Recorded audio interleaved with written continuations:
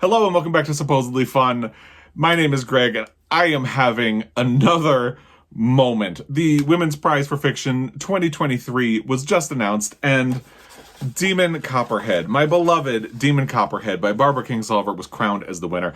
I don't even have my copy of the book right now. This is a book that I would have really been hesitant to loan to anyone because I love it so much and it's a first edition and it's a Pulitzer book. However, I did loan my copy of the book to a friend who is in the hospital. They need that copy of the book more than I do right now. They just need distraction. So I don't have my copy of the book. I only have my dust jacket for it. But y'all, I'm freaking out again. I cried. I probably should be glad that, unlike my Pulitzer reaction, which I will link down below, I did not film my reaction as it was being announced, because I really genuinely did not think that Demon Copperhead was going to win the Women's Prize for Fiction 2023. But I love this book. I love this book so much. It was my favorite book of 2022. My favorite reads of 2022 video will be down below as well. I just think it's such a good book. I kind of had an inkling that this might be the direction they were going when they said that in selecting a winner, they really responded to how this particular book mixed the personal and the political. And of course, I immediately thought of Demon Copperhead because that is exactly what this book does. And when they announced that it was Demon Copperhead, I gasped. I might have screamed. I'm going to say that I gasped, but it might have been a scream. So for my own dignity, I should probably be glad that I wasn't filming my reaction. And then when Barbara Kingsolver came up, I actually cried. And I'm still overwhelmed with emotion. It happened like not even 30 minutes ago as I'm filming this. I think it happened like 15, 20 minutes ago as I'm filming this. And I just was overwhelmed. I cried. And I was so happy. Part of the reason why I didn't want to film my reaction is that it's a different situation than with the Pulitzer. The Pulitzer, you don't have finalists. There's not as much pomp and circumstance in the announcement. It's not a big dinner with the finalists sitting there. They don't announce finalists in advance. So you don't get a speech. And I was worried that if I was filming a reaction, I wouldn't be able to pay attention to the speech. And that is probably exactly what would have happened. So, it was the right thing to do. But wow, just picture me gasping really loudly, maybe screaming, and then just crying through Barbara Kingsolver's speech, which was surprised and gracious, I thought, and perfect. She was very gracious toward the other finalists and expressed, she said lightning strikes twice. She has won the Women's Prize before, back when it was called the Orange Prize, I believe for the Lacuna. And that is part of why I didn't think she was going to win. There was another finalist who had already won. That was Maggie O'Farrell for the Marriage Portrait. And I thought that because they were already winners, you could make a case for, any one of the other books. And then Barbara Kingsolver won the Pulitzer Prize, or co-won the Pulitzer Prize for fiction. And I thought that was probably the death knell for her chances with the Women's Prize. I really didn't think it was going to happen. I'm going to put a link to my Shortlist reaction and my Longlist reaction, because in my Longlist reaction, I said that I was going to plant my birthday wish on Demon Copperhead winning the Women's Prize for Fiction.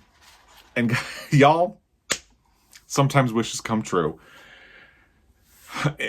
To wrap up, I should explain. Basically, today is my birthday as I'm filming this. The Women's Prize was announced on my birthday. The only reason I mentioned that is because I had planted my birthday wish on Demon Copperhead ultimately winning the Women's Prize for Fiction. And it happened. I can't believe it happened. I am not crediting myself with this win. It's a staggeringly good book, I think. If you're unfamiliar, it is a modernized, not entirely modern. It's set in the 90s and early 2000s, but it's an updated version of David Copperfield by Charles Dickens. And it follows a young boy in Appalachia as he becomes a young man in Appalachia. And his journey through foster care, his mother struggles with addiction. And as he moves through different homes and locations and situations, he gets into trouble. He becomes addicted to opioids himself. And ultimately has a sort of reckoning about himself and life, and it's a really powerful book, especially as for someone who was a foster father in the past. It's so good, and it is personal, it is political, as the judges said. I love it. Part of what I really love about Barbara Kingsolver is her empathy and her great sense of humanity and her indignation about systemic problems and things that are wrong. And the Poisonwood Bible, let me grab my copy of it, because I actually have a first edition of the Poisonwood Bible. I can't talk, I'm so excited. It's so good. If you haven't read the Poisonwood Bible, do yourself a favor. Here is my, I don't think it's a first edition, but it is a hardcover of the Poisonwood Bible. So good. It is so good. She definitely does that. This is a first edition. Wow, I have a first edition of the Poisonwood Bible. She does that in this book. She is talking about a family that goes to Africa to do missionary work, and it's about how out of place they are fundamentally, and of course, you know, everything that happens in it. It is a tremendous book. It was a Pulitzer Prize finalist.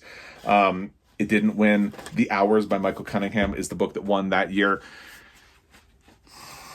I need to reread The Hours, but my opinion right now is that Poisonwood Bible should have won. So, point just being, Barbara Kingsolver is such an empathetic and humane writer, and I really deeply respond to that, and I'm so glad that she got this moment. And, you know, it's amazing how this year, every year, politics come into book prizes. And any prize. You could talk about the Oscars, you could talk about the Pulitzer, the Women's Prize, the Nobel Prize, whatever it is. Politics come into it because there, as Barbara Kingsolver pointed out in her speech, there is no proper definition of what the best book is. You can only really say what the best book for you is. I don't know why I'm getting emotional about that. It's not something to get emotional about, but it's so true.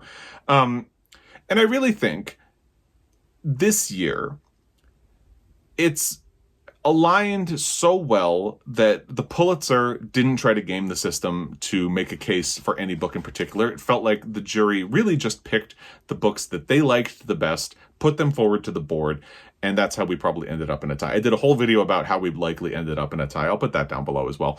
And it feels like the Women's Prize did that too, because you could easily say, well, Barbara Kingsolver has won before. She just got a Pulitzer. Let's just put her to the side and focus on one of the other books. You could say the same thing about Maggie O'Farrell, although she didn't win a Pulitzer. And that's not what happened. And I am definitely someone, one of the things I really love about the Women's Prize Longlist, the Booker Prize Longlist, is that I love when it helps me discover books and authors that could easily have slipped by my radar. And it just sort of puts them on the map for me, and I get to discover them and read them and enjoy them, maybe dislike them sometimes, but I love that. I love that. But I don't think that successful authors should be overlooked either. Sometimes, like, you have a person like Barbara Kingsolver who is really worthy of the prize and shouldn't be overlooked just because she's won it before, or the same book she's a finalist for just won a Pulitzer Prize. And I'm just glad that it worked out this way. Obviously, I'm biased, but I'm a huge fan of this book. I'm a big fan of Barbara Kingsolver. I have not read all of her books. Let me see. I've read The Poisonwood Bible was the first book of hers that I read. And then I read The Bean Trees. And I need to reread that because there's a sequel. I have the sequel on my shelf, actually. It's High Tide in Tucson, I think. Pigs in Heaven. Actually, it's Pigs in Heaven. So I haven't read that one yet. And I think at this point, it's been such a long time since I read The Bean Trees that I would probably reread The Bean Trees before getting to that. So the only other book of hers that I've read is Unsheltered. And I really need to read The Lacuna and some of her other books. But yeah, Unsheltered, I think, is a flawed book, but it does a lot of really intelligent, smart things, and I love the multiple meanings that the title can have. And I think I don't think it's a perfect book, but it still hit me in all the feels. And then, of course, there's Demon Copperhead. So I have a lot of catching up to do with her other books. But from what I have experienced of her as a writer, she really is just a tremendous talent. seems like a very good, kind person. She's very politically aware and motivated, and I really appreciate that about her. But she's also, as I said, really empathetic and humane. And I'm so glad that she got this moment. She seemed very emotional about it. I was certainly emotional about it. What a wonderful and wild roller coaster I've been on rooting for Demon Copperhead. I guess we're going to have to wait and see what happens with the Booker Prize, because I think Demon Copperhead was released after the qualifying period for the Booker Prize last year. I don't think Barbara Kingsolver is going to go for a three-peat. I think that would just be too much to expect at this point. But if she's not on the long list, I will be disappointed. We'll have to wait and see what happens. I can't remember when they are going to announce the long list. They are on a later schedule than usual this year. So we're going to have to wait and see what happens with the Booker Prize. But if she's not at least on the long list, I will be disappointed. I don't think we're going to have a hat trick for Barbara Kingsolver, but it would be nice if we did. I don't have a birthday wish to plant on the Booker Prize, but I've used it up. I've used up all my goodwill and wishes for like the next decade on Barbara Kingsolver winning the Women's Prize. You know what? Worth it. I'm going to say it. It was worth it. Again, I don't think I had anything to do with her winning the Women's Prize. It's just kind of fun to think. But yeah, I am so happy by the way this turned out. Let's quickly run through the shortlist, the books that we say goodbye to. In alphabetical order, there was Fire Rush by Jacqueline Crooks. I do really want to catch up to two of the books that were shortlisted and that I have not already gotten to. Actually, I forgot one of them.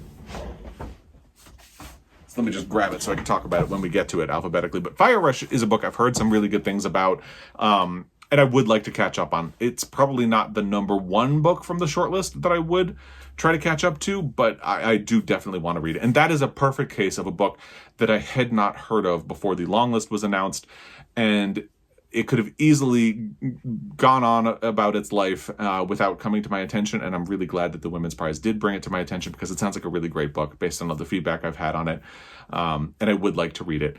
Then we have Trespasses by Louise Kennedy, which I did read. I managed to cram this one in right before June when I pivot to Pride Month reading. And I'm so glad that I did, because I know this is something of a cilantro book. There are people who like it, and there are people who think it's soapy and gross. I loved it. I'm one of those people.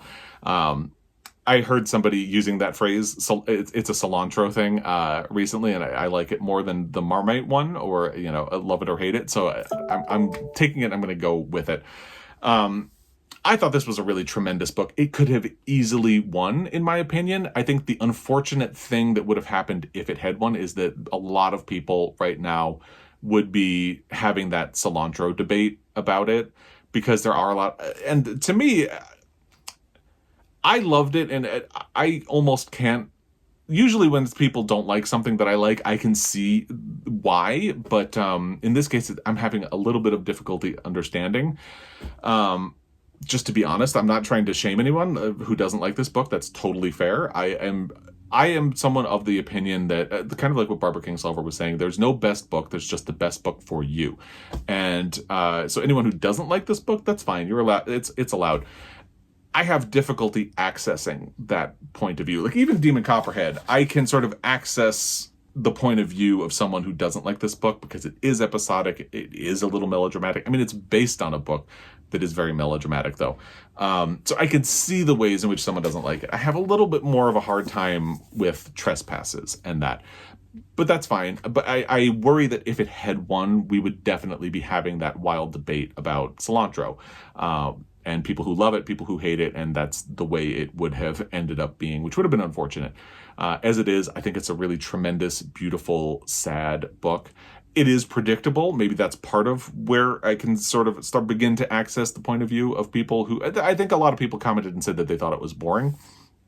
For me, because it is a little predictable, you do know where it's going, it actually built momentum and suspense as it moved along in a really beautiful and powerful way, and did not disappoint once you got to the ending. It stuck the landing for me, but, that's me. It's totally fine for other people not to have had the same experience of Trespasses.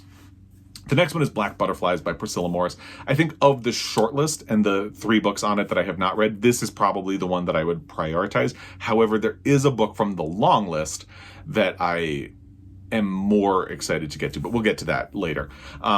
Black Butterflies, I've heard really good things about it. It sounds really good. This is another book that I had not heard of when the long list was announced, and it sounds really good. And I'm glad that both Fire Rush and Black Butterflies have had this platform. I think it would be easy to say that Demon Copperhead probably should have been pushed to the side since Barbara Kingsolver has already been recognized, in favor of either Jacqueline Crooks or Priscilla Morris. However, I think I'm just happy with the way it turned out. And I'm glad that Priscilla Morris and Jacqueline Crooks have had this platform to get their work out to more people, because it seems like the people who have read both books, there are some people who didn't like them, but for the most part, they have been liking them. And that's great. That's what I love about things like the Women's Prize and the way they are structured compared to the Pulitzer, where you don't get this sense of pomp and circumstance as you get up to the announcement. I love the Pulitzer, obviously, but it just fundamentally does not have that. And I think as a result, the books that are finalists for the Pulitzer don't get as much of a platform as, say, Priscilla Morris or Jacqueline Crooks do, being part of the Women's Prize. And I'm really glad that they had that experience. And then we have The Marriage Portrait by Maggie O'Farrell, which is the final book on the shortlist that I had read. So I read Demon Copperhead, Trespasses, and The Marriage Portrait. And Maggie O'Farrell has also won a Women's Prize much more recently than Barbara Kingsolver. She did it for Hamnet, which I loved. I didn't quite like this book. I can see the ways in which someone would. I know a lot of people have liked this book, loved this book, in fact, but it just didn't work for me. And I have a whole video about that. I'll link it down below. So I don't want to get into it right now, but it's the only book on the shortlist that I feel like I would have been disappointed if it had won, because I did not personally respond to it. I think Hamnet was a much more successful book than this one, and that was very disappointing for me when I read this book last year. But I don't begrudge Maggie O'Farrell. She is a tremendous writer. I just think there are some structural problems in this book that I can't really get by. And that's my experience of it. And the final shortlisted book was Pod by Laline Paull. I think it probably says a lot that in my Friday Reads video this past week, I was talking about the shortlisted novels and I completely forgot about Pod. Of the shortlisted books, it's probably the one that I would get to last. I've heard wildly mixed reactions to it. I think a good deal of that has to do with the fact that it's from the perspective of a dolphin. And what I've heard from people who reacted to it making it onto the shortlist is that people were really unprepared for how brutal it is as a book. And that's unfortunate. I think it's a little bit unfortunate that people had an expectation for what they were going to get, and then they really did not get that. It did feel like there was a case to be made for Pod. In recent years, you've had Ruth Ozeki win for a very sort of quirky book. You had Parini win, which was the quirky book on the list. So, you know, every jury is different, so you can't really base an opinion off of that. But there was certainly precedent for the quirky book ultimately becoming the winner. That did not end up happening. And I hate reducing Pod to like the quirky book, and the same for Ruth Ozeki and Parini. But point just being, there was a book that was sort of an outlier on the list, and that could have been built momentum for Pod. It's not what happened. And I feel like, again, if Pod had won, we'd be in that same cilantro debate as we would have if Trespasses had won. So maybe it's for the best that we ended up skirting that debate completely. I don't really want to get into the long list too much. I know there are books on there that people were disappointed not to see on there. A lot of people have been fans of Cursed Bread by Sophie Mackintosh. A lot of people were scandalized that Glory by NoViolet Bulawayo did not make it onto the shortlist. And I think those are really the big ones. I still really want to read Bandit Queens. In fact, I probably will end up reading Bandit Queens before I end up reading Black Butterflies, although I do really want to read Black Butterflies and Fire Rush. But the one that I think had the most emotional response from people when it did not make the shortlist, and the one that I am most eager to read, is Wandering Souls by Cecile Pin. Sounds like it's going to be a sort of emotionally devastating book, but this is the one from the long list that I am most looking forward to reading. And it's kind of unfortunate that it did not make it onto the shortlist, but I am really looking forward to reading this. I'm hoping to do it in July. I almost, because I think there is a queer angle to this book, so I almost considered it for my Pride Month pile of possibilities, because I believe there's a queer angle to it. But I decided not to. It's just, I'm hoping to get to it in July. I'm really looking forward to it. So it's kind of unfortunate that it did not ultimately make it onto the shortlist. I'm really looking forward to it. Based on what people have said, it sounds like it's going to be emotional for sure. But I'm really looking forward to reading it, hopefully in July again. And then as for Demon Copperhead, so I was thinking, when the Pulitzer Prize was announced, I was wearing a Raven bookstore sweatshirt, and obviously that went well. So I kind of thought like along the lines of sports superstition, like, well, that worked last time, so maybe if I wear my Raven bookstore t-shirt today, it will go well. Again, I don't think I'm responsible for Demon Copperhead winning the Women's Prize, but, you know, I'm just saying, I wore a Raven sweatshirt the day the Pulitzer Prize was announced, and I'm wearing a Raven t-shirt today. This might be my new lucky thing.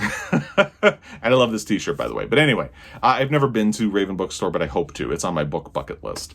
But I'm just happy at the end of the day. Like I said, this has been a very emotional journey for me as a fan of Demon Copperhead. And we'll have to wait and see how much further that will go. Like, if this will end up on the Booker list. I believe it's eligible for this coming year.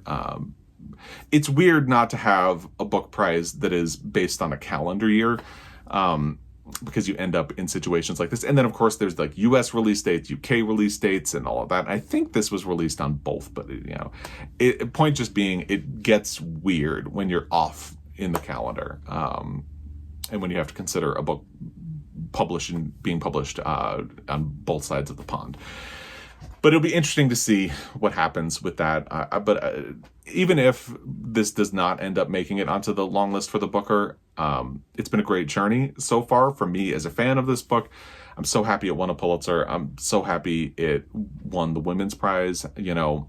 And I'm particularly happy because since the Pulitzer was a co-win with Trust by Hernan Diaz, which is a book that I can respect but did not like for myself, I'm glad that Barbara Kingsolver got a moment of her own where she could stand on her own and receive recognition for Demon Copperhead, because I just think this is a really tremendous and wonderful book.